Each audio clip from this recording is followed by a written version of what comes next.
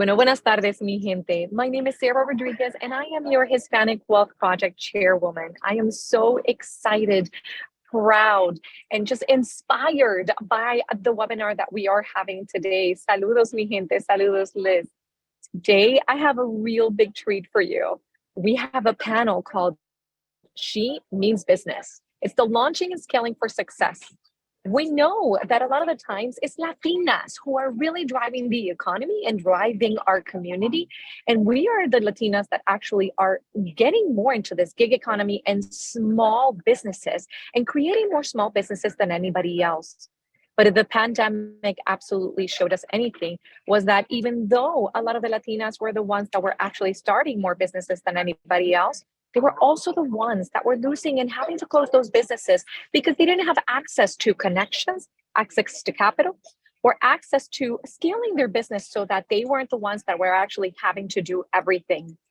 Now, HWP is a passion project where we all are being put together and putting resources out there to make sure that we're helping our community achieve those things.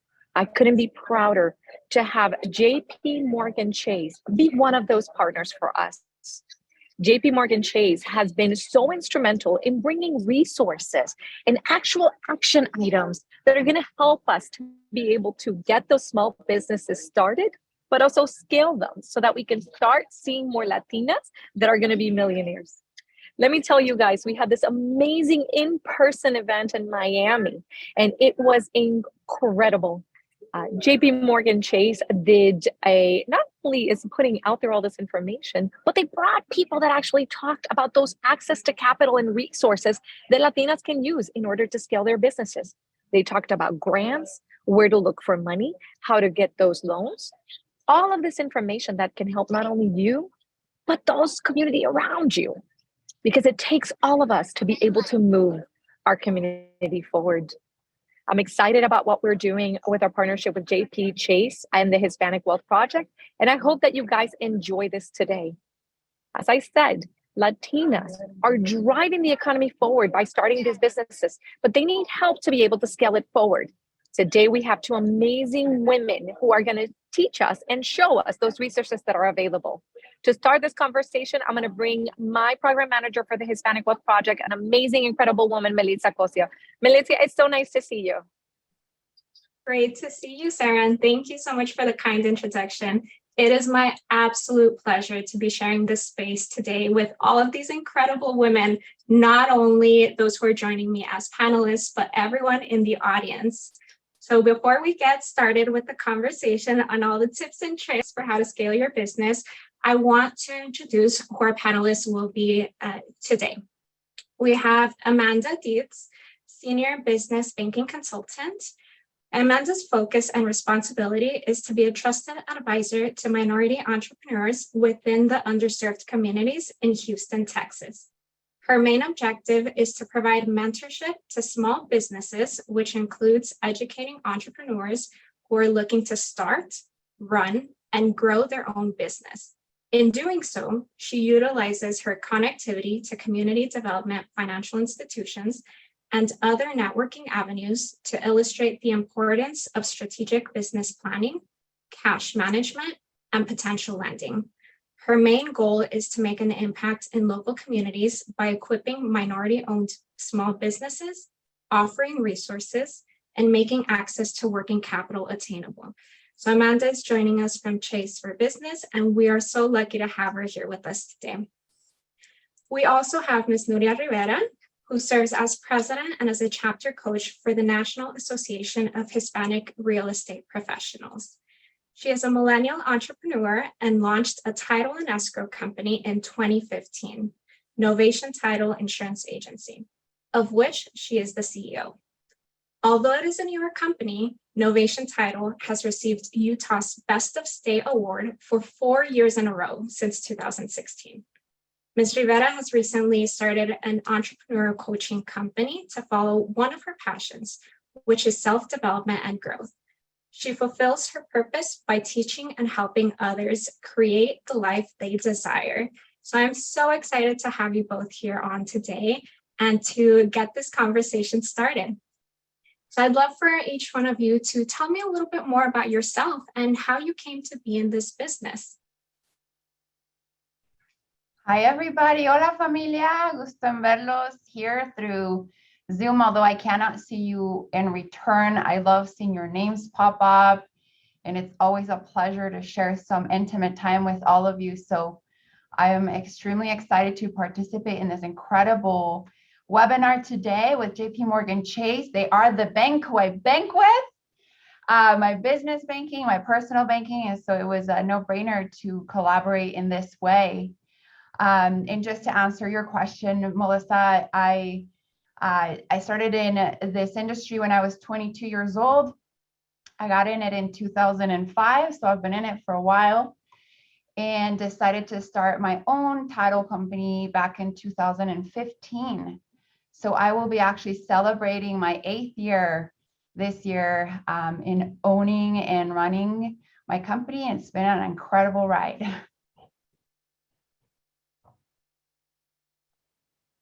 Thank you for being a valued client, Nuria, with Chase Business Banking. Hi, everybody. Amanda Dietz here in Houston, Texas. So I actually started my banking career right when I graduated college, and I graduated during the mortgage crisis. And I remember when I was at our graduation ceremony, our dean was like, sorry guys, it's the worst time to be graduating. I was like, oh my God. So that song, started from the bottom, now I'm here. Very real for me. I started actually as a teller with a different institution, and I decided, you know what, I want to make banking my career. So as a very driven individual, I worked my way up. Super blessed to now be in this position as a senior business consultant. I actually also was a Chase business underwriter and a business relationship manager, working with clients who had an annual revenue of $1 million and up. So super proud to be in this position and really to help people who look like me and you. Thank you. Amazing. Thank you both for sharing your journeys. And we can truly hear the passion in what you do and being in that world of business. And as you both know, there is so much passion within our Latina entrepreneurs, and everything truly starts with an idea. But knowing where and how to start a business based on the idea can sometimes be a barrier to really entering the world of entrepreneurship. So Nuria, what are some of your recommendations for our aspiring entrepreneurs who are thinking about starting a business? Yeah, that's a great question. I believe in preparation, right? And so I would say that, and just to give you guys a little bit of history, I did study what it would be like to run a business for about a 4-year period before I launched, because although I was a really good technician in my business, like I was a really great escrow officer, and I knew that this was a completely different world. And so I studied a lot and interviewed multiple business owners within my industry, outside of my industry, and read a lot of books. And in fact, I would love to share 2 books with you guys today that I feel are great and so important for you to read before you launch your business. One of them is called The E-Myth Revisited, and that's E as in the letter, myth, revisited by Michael Gerber. And it was a fascinating book, and it just really taught me how to set myself up to making sure that from day one, I was no longer going to be working in my business as the technician, but working on my business. And absolutely, the way I've been able to scale my business and grow it has been due to the fact that I've been able to be a business owner. And it hasn't been easy. There's been lots of lessons in between, and definitely didn't get from 0 to 100, but I started with that principle, and it was extraordinary. The second book is called The Ultimate Sales Machine. And that book, it helped me understand how systemizing my business in every area was so crucial from day one. That if at one point I did want to sell my business, which I'm not currently interested in, but that I had to set up systems and processes and technology, and that is what would make it sellable. And so doing a lot of research and preparation, and most importantly, understanding your why, right? Like, why do you want to launch your own company? Because there are some really hard days. And I know Sarah and I talk often, we're, sisters in this industry, and we both have had days where you're like, oh my gosh, something crazy happens. And if you don't have a why or reason, that really is the fulfillment part of it, of having that big vision, it can be really hard to get through those really hard moments or hard decisions if you don't have a purpose behind why you're doing what you're doing. Nuria, you gave us so many powerful gems, but I really want to highlight something that you brought up, which was setting the systems in place for that scaling, right? Whether it was growing your business and continuing to run that business, or eventually selling that business, but keeping a larger goal in mind when you're starting on these ventures. So Amanda, I'd love for you to share some more information on how to identify the best business structure when our entrepreneurs are thinking about starting their businesses and have that vision of scaling in mind. Yes, and Nuria did really touch on some really important items that I always talk to my clients about: knowing your why, being able to differentiate yourself. A lot of times we hear about clients that are like, I want to be a millionaire, but it's like, but why do you want to be a millionaire? What's the passion behind that, right? When it comes to deciding your business structure, you know what, before that, let me hit on a couple of things. Once you figure out your why, Nuria mentioned something: preparation, being organized. You want to create a strong foundation. And so the next step is creating that business plan with your mission, your purpose, your target audience, your projections. And then you transition into deciding, okay, what business structure should I go into? So many times the easiest way to start your business structure is to start as a sole proprietor. So it could be Amanda Dietz doing business as Amanda Shoes. And I say that because I love shoes, right?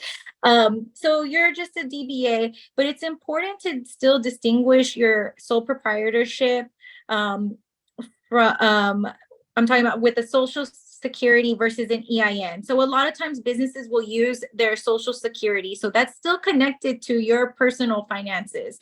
If you're going to be a sole proprietor and have a DBA, you want to go ahead and still get with the IRS and create an EIN, okay, an employer identification number. So you can start separating your personal goals, finances from your business goals and finances. And then also, it's very important when you want to start establishing business credit that you're not using your social security, you have a separate EIN number.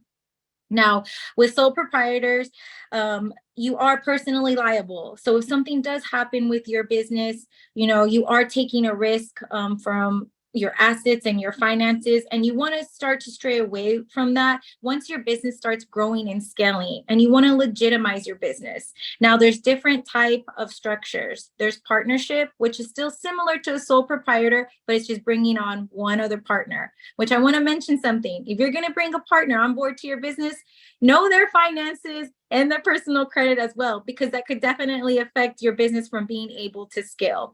The other business structures are C corporation and S corporation. And then there's a limited liability company, which is probably one of the easiest when you're transitioning from being a sole proprietor to an LLC.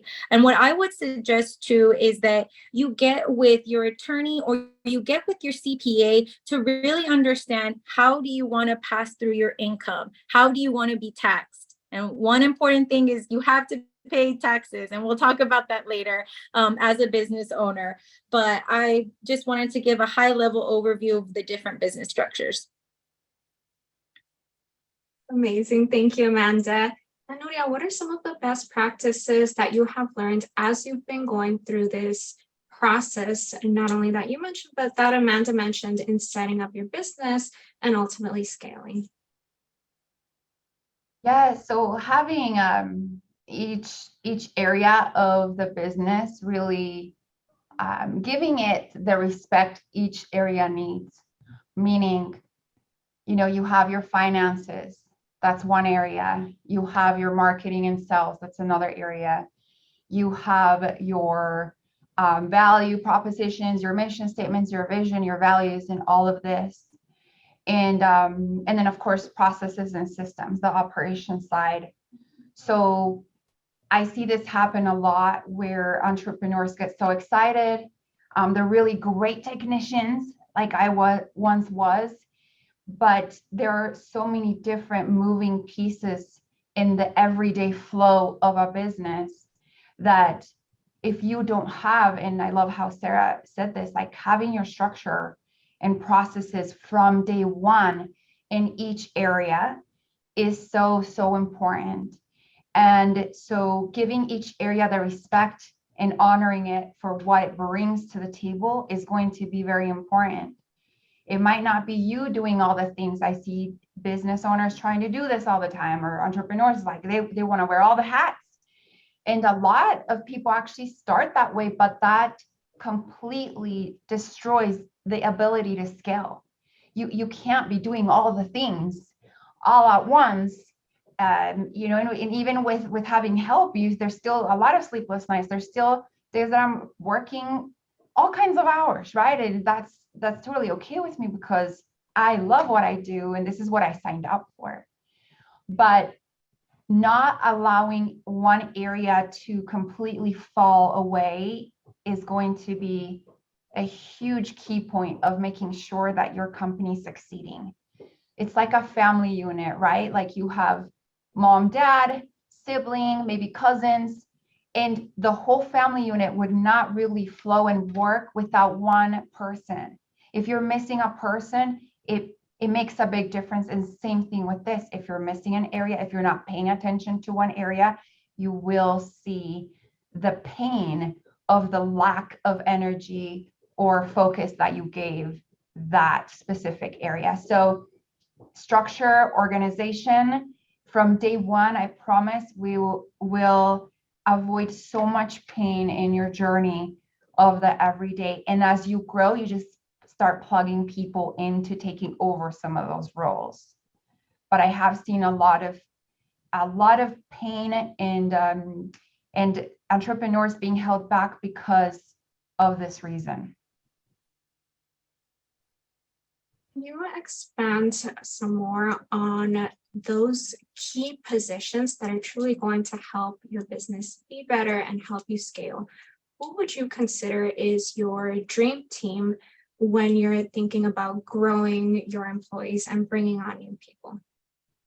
Yes, and that's a great question. That's really where Amanda comes in. And I love that JPMorgan Chase is supporting this because we all know that one of the biggest problems in scalability and growth is lack of capital.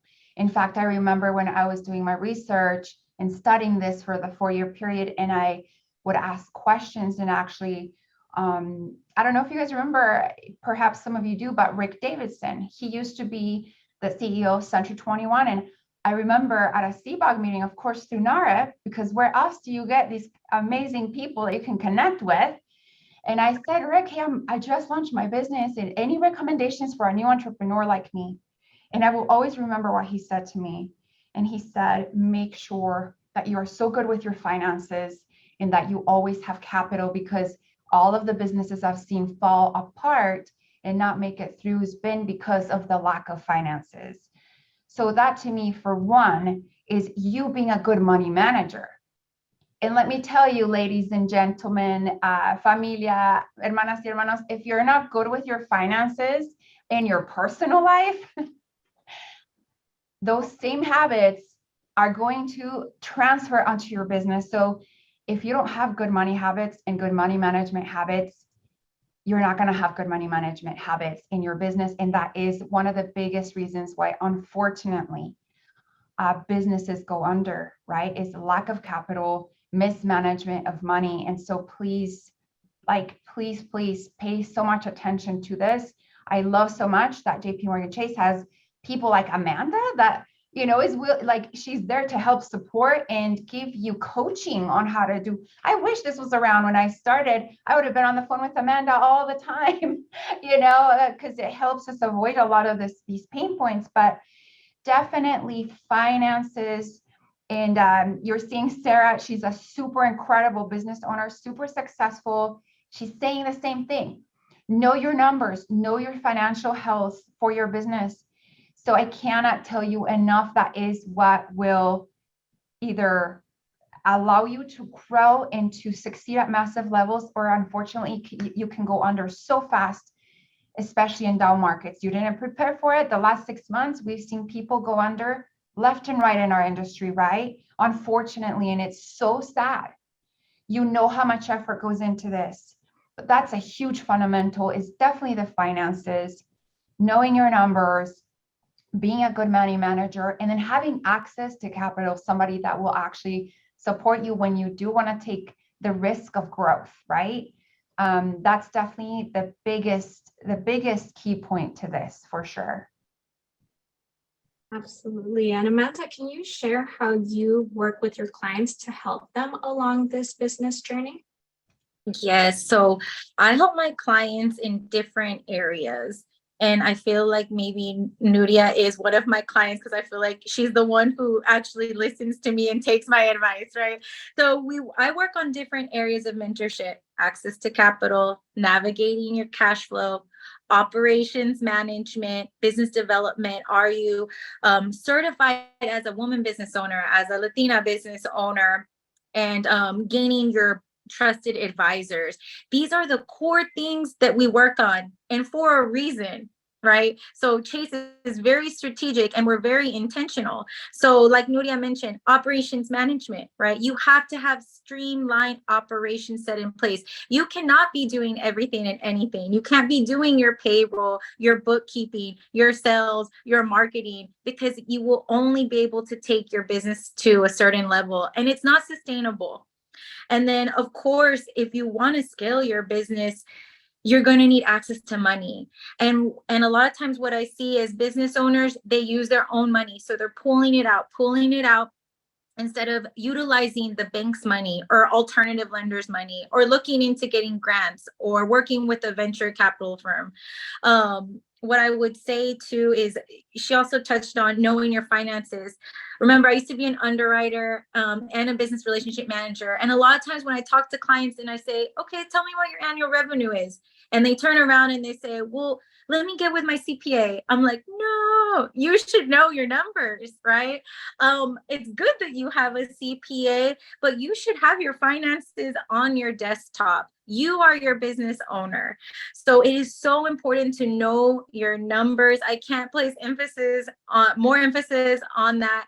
Your annual revenue, your profitability, your cash flow management, what's coming in and what's going out. To give you perspective, everybody, banks and big lenders, one of the main things they look at too is how your deposits and what do they look like in your bank account.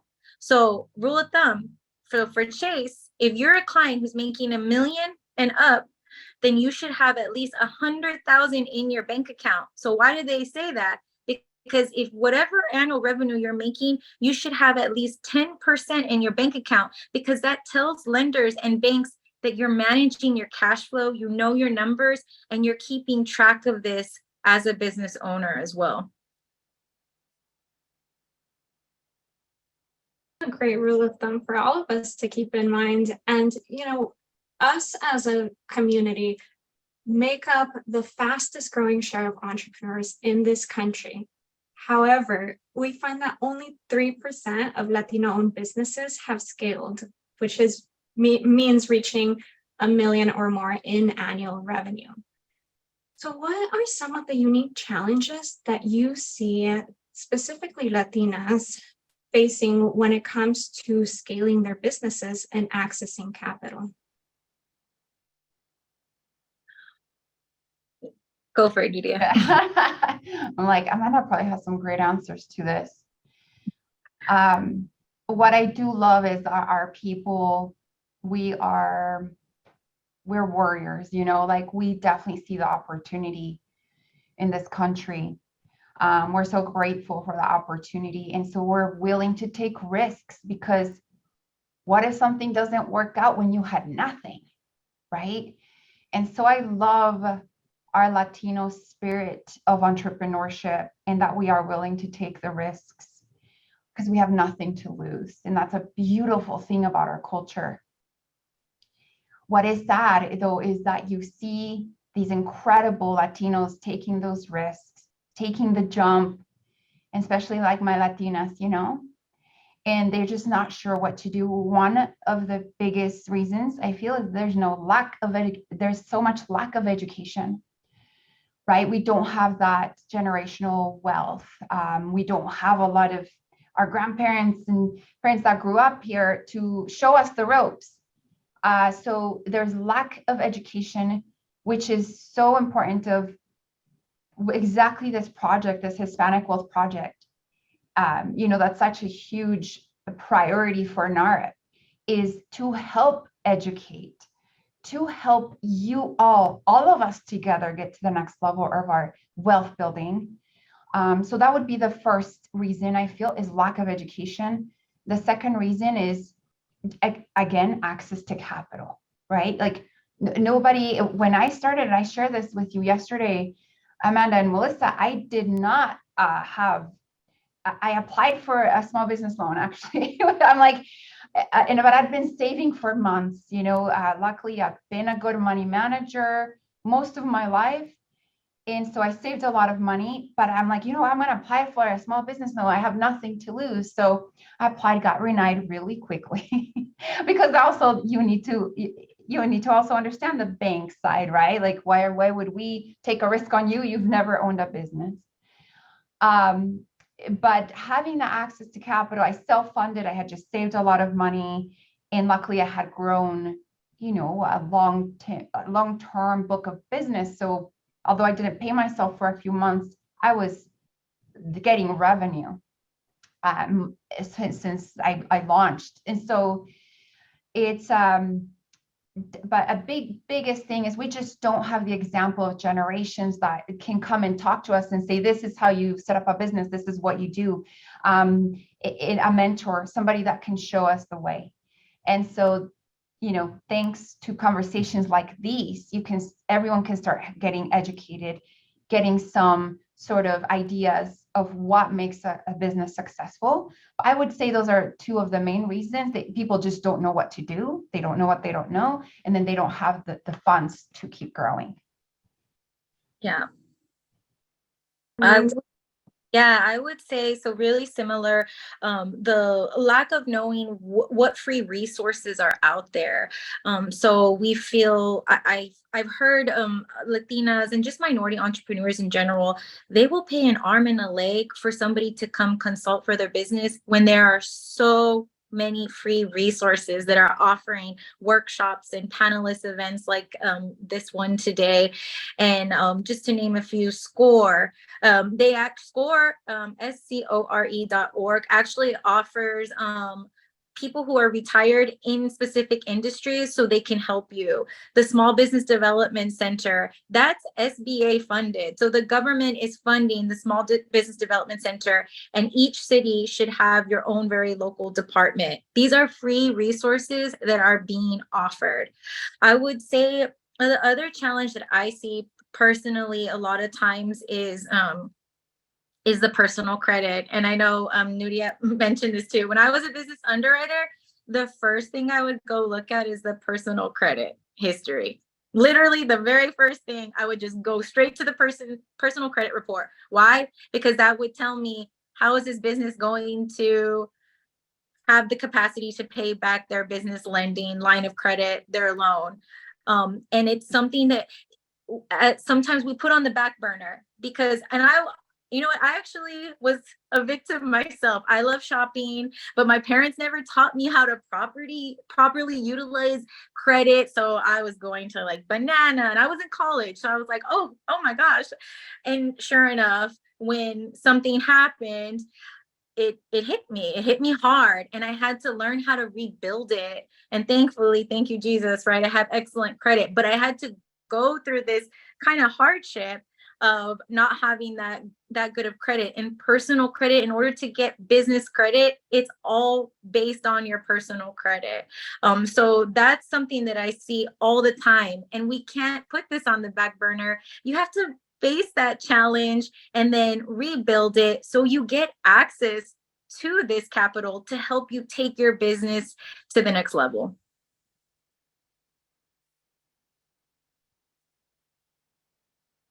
we keep revisiting this idea of that scaling in mind and how important it is to lay the foundation. But, the second part to that is knowing when to make the jump, right? Knowing when to take this next step to scale your business and start looking for that capital or those opportunities to continue to grow. So Nuria, I want to ask you, how does a small business owner know when it's time or when you're ready to start seeking capital and scaling your business? That's a great question. I feel that we always want growth, right? You get to a certain level and you're like, okay, well, what's going to be next? But we all feel it. It doesn't matter who you are. You're a human being. So we all have the fear sometimes, right? And it creeps up and you're like, well, how am I going to do this? I'm only getting a certain amount of revenue every month. Here's my profit. How do I keep growing?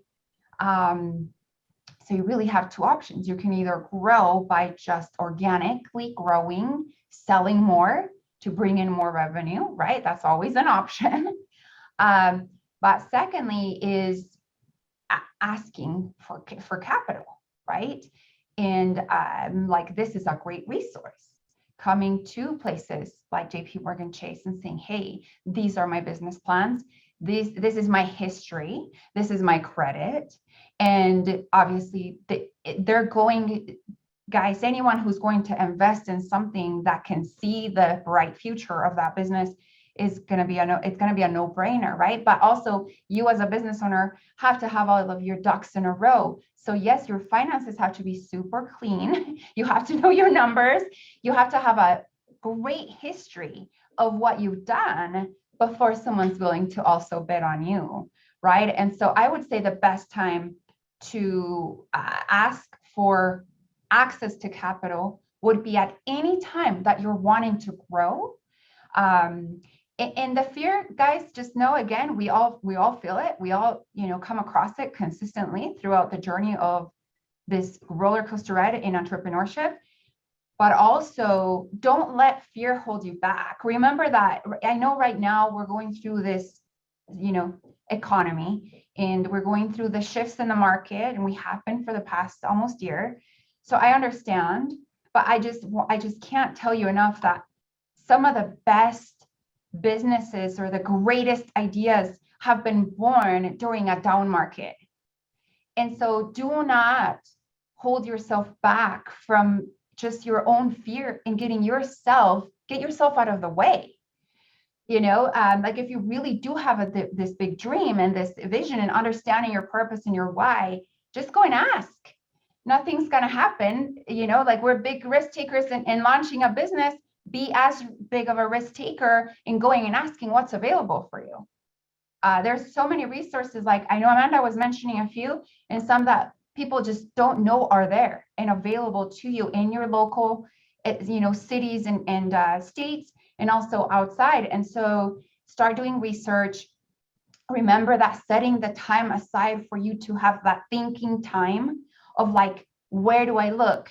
Who do I reach out to? How can I grow my business? Doing some research is only going to help you continue building your business. But if you don't make time to be able to do those things, you're going to be stuck there forever, just running the same wheel. So that would be my input when it comes to that. Amanda, can you walk us through the different types of capital that someone should consider and how we can position ourselves to be in a more secure place when we're seeking that capital?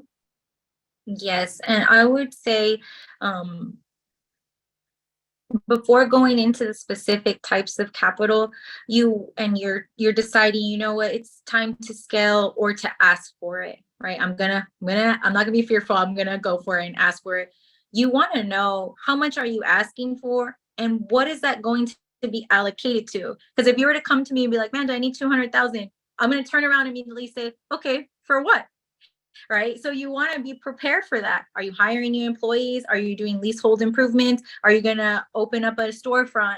What are you going to be using this money towards? Because you as a business owner should know the amount and what that amount is going to go towards. That's one. Now, the most basic, simple type of business credit lending product, and the easiest way to start establishing business credit is going to be a business credit card. And don't be afraid to open it. I know sometimes, like I was taught, credit cards are bad, and that's why I didn't know how to use them when I was in college. But don't be afraid to open up a business credit, especially when you're opening up your business. But be strategic and get with somebody who you trust, who's going to put you in the right type of, business credit card to take advantage of that. Now, you then have a business line of credit. That's almost like a bigger business credit card. So how a business line of credit works, if you have $100,000 and you need to use 30,000, you're able to pay it back down and then reuse it again. So it's a revolving line and you will have access to that capital. I would also say too, don't wait till you're in desperate need of capital, because usually when you are like in that crunch, your financials are not going to look as strong, versus when your business is doing really well and excelling, your financials are going to look really good. And that's when you're going to be able to take advantage of getting a decent line of credit or loan amount.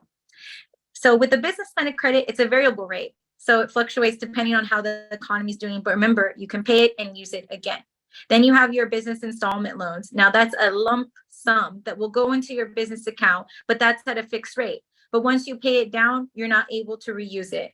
And I would suggest when you ask for a business installment loan, it should be for a very specific use, such as purchasing commercial real estate. Oh, you need a vehicle to run your business. You need certain equipment.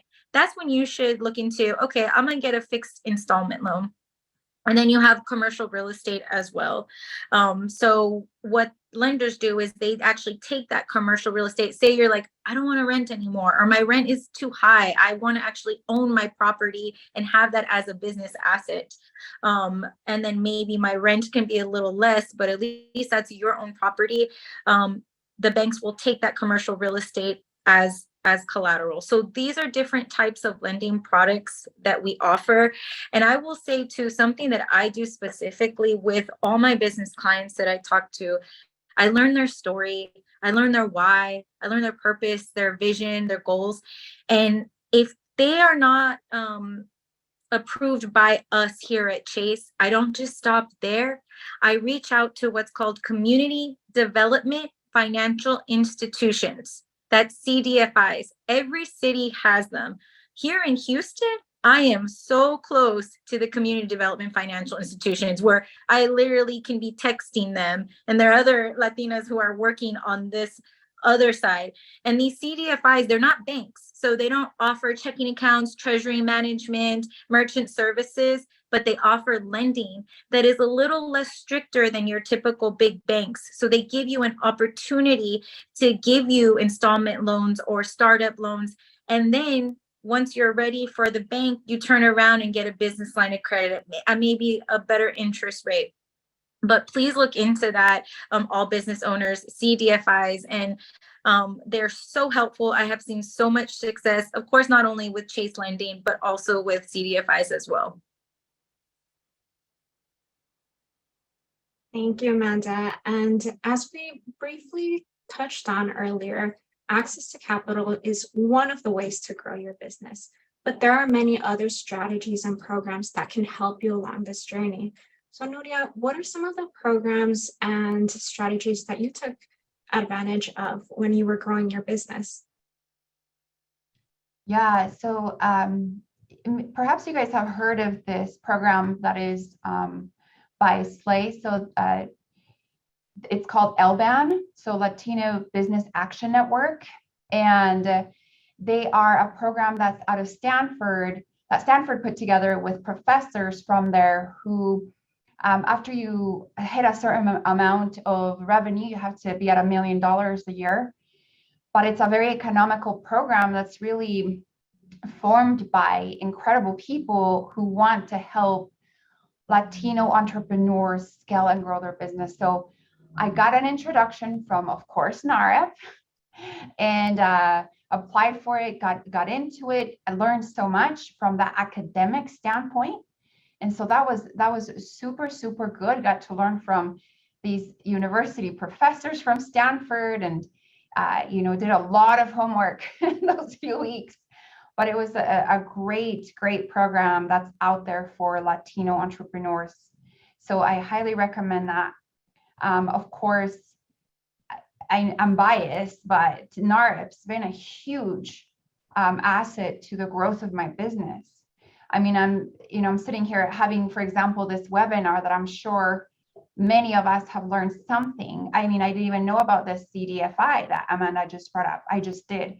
And so I would say that just the commitment of your personal business development has to be there, because if you're committed to that, that means you're resourceful. Therefore, you're going to find solutions and access to and strategies, ideas on how to strategize your business, right? So being committed to your development is I believe the key point to all of this.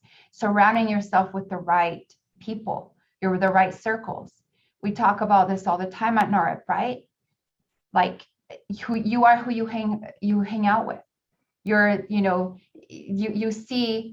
see Sarah, you see Daisy, you see Armando, you see all of our coaches, you see all these people who have been able to not only grow in this incredible organization, but interestingly enough, they continue to build and scale their businesses.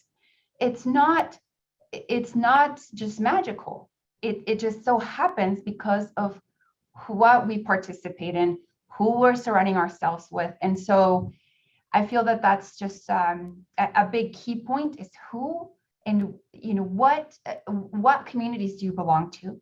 You're obviously here with our NARIP familia. We really are familiar.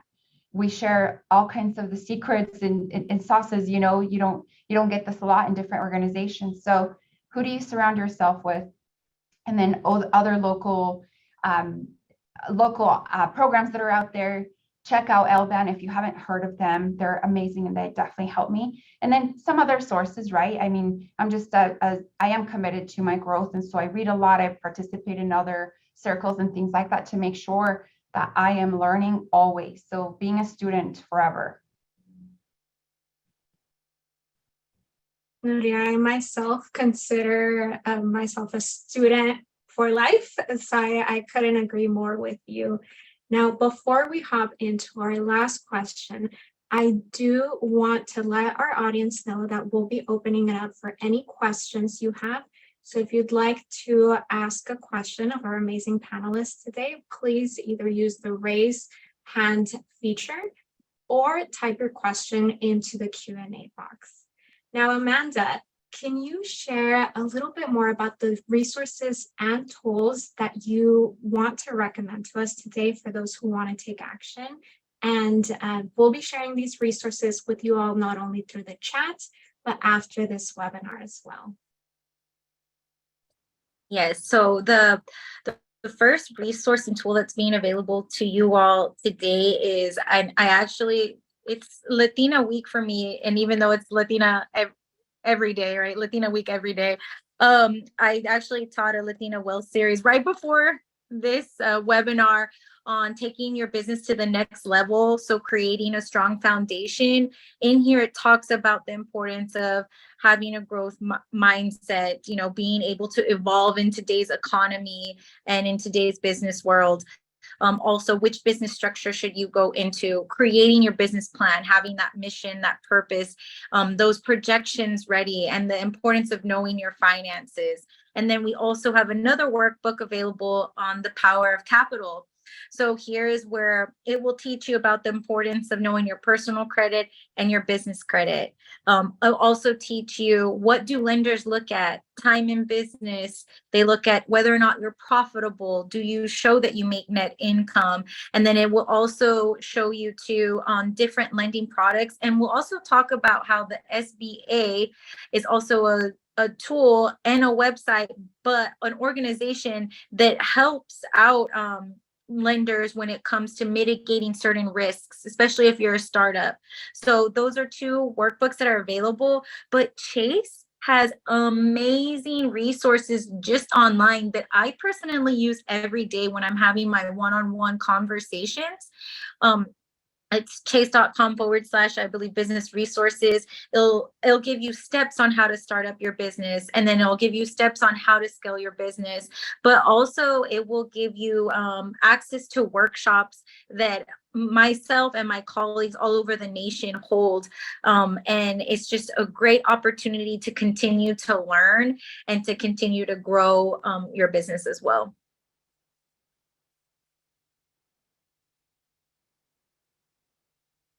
Thank you, Amanda. So I see here we have a question. Where can we get all of these tools? We'll be making them available on a landing page, which will be shared here in the chat. And we'll also be sending you a follow-up email with access to all of these tools so you can download them and dive into them. Now, again, a reminder, if you have any questions, you're welcome to raise your hand or to add them into the chat box.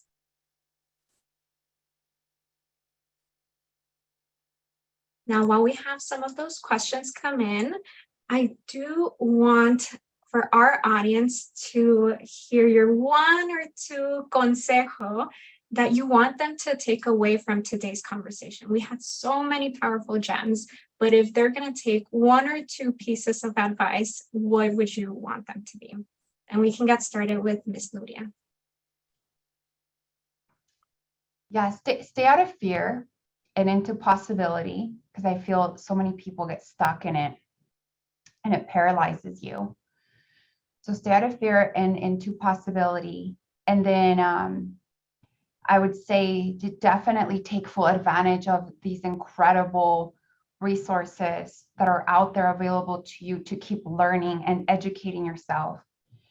You know, we as Latinos believe, like, who do we turn to? And sometimes we don't know, but when you start researching, especially through our NARP community, there's a lot of answers, or people can connect you to the right person, right? And so I love this today and the Hispanic Wealth Project for putting on such incredible information I wish I would have had back then. And so the resources are there. It's just you need to become resourceful.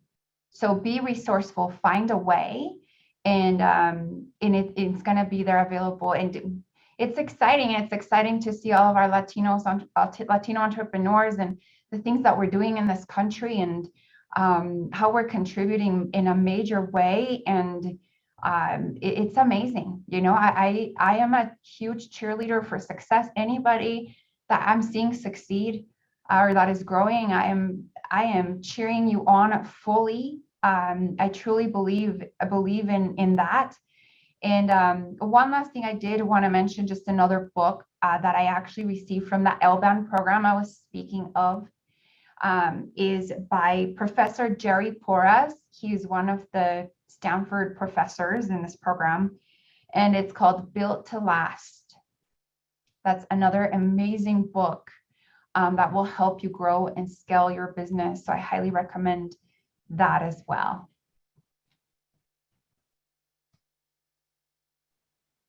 And I would say for me, Nuria touched on this, is surround yourself with people who are, you know, going to help you grow, and also who are going to give you constructive feedback. And don't be afraid to take it, and don't get too, what's the phrase? I don't want to say butthurt, but I don't know what else to say. But it's true, because you don't want to just surround yourself with people who are going to tell you what you want to hear, especially as a business owner. You need to have somebody who's going to be like, you know what, I have some suggestions for you, and here's some resources or other connections and networking opportunities that can help you. And also too, when we think about capital, it's not just about monetary capital, there's social capital. So being able to connect and go to networking, being a part of accelerator programs like LBAN, that's such a huge opportunity. And congratulations, Nuria, for being a part of that. And then you have intellectual capital. Continue to always learn, and don't don't have fear of failure. You just need to learn from it. It's okay if something doesn't go right. You just get back up and then you keep going and you learn from it to become a better business owner and to be sustainable and to be successful.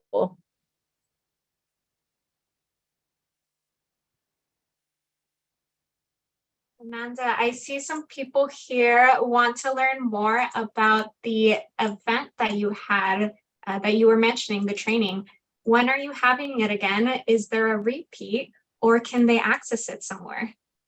That's a great question. Let me ask, because that is so I work here in Houston. I work super closely with local non-for-profit organizations. The one here is called Power on Heels, and it's all about Latina leadership, Latina entrepreneurs. So I just happen to be doing that today and teaching on all these great topics. I spoke for an hour today, but I'll tell you that if you sign up through our landing page as well, it's chase.com/business consultant. Chase.com/business consultant. There's one of me. There should be one of me somewhere in your cities or close by, so you can find out about these great workshops that we do on the ground in our communities, because it's so important to attend these types of workshops to continue to learn and grow. Thank you, Amanda. And we have another question here in the chat. It says there seems to be more restricted limited funding. Do you see this to be true? How do you get access to credit to specifically start your business? I'll answer that question. So there's a myth. So I'll speak specifically on Chase, right? But big banks in general, that we don't lend to startup businesses. That's not true. We do, and I was the underwriter who was back there making those decisions. So big banks do lend to startup businesses, but there's a one thing that they look for, because remember, if you're starting up your business, you can't physically prove with a business tax return that has been filed with the IRS that you have been profitable. And for that reason, the number one thing they look at, other than personal credit, of course, is whether or not you have outside income. So that means income that's not reliant on the business that you're building up. Because if a bank's going to lend to you, they want to know that you have the capacity to pay it back, even if your business doesn't necessarily scale or it's not sustainable. But there, like I mentioned, there's CDFIs as well that offer startup like loans as well, like up to 50,000. It just depends, and they're there to help out. And then what was the other question? Was that it? It was, yes. So getting access to credit to start a business. That was it. Fantastic. I see here, I think we've covered everyone's questions. So ladies, thank you so much for sharing this time with me. I'm so excited to see our community use all of this insight and powerful knowledge to continue to start businesses and grow their businesses. Now, I want to provide a couple of reminders before we hop off. We will be sending the email with additional resources. You can also scan the code that was being shared here on the screen. And we do have a quick survey for you. It's only a couple of questions, but we want to hear from you. We want to know if you enjoyed this session and if you'd like to see more content similar to this. So please take 30 seconds to fill out that survey for us. And lastly, our next Women Building Wealth webinar will be taking place July 27th at 12 p.m. Pacific time. So please save the date, and we look forward to seeing you there. Thank you, everyone.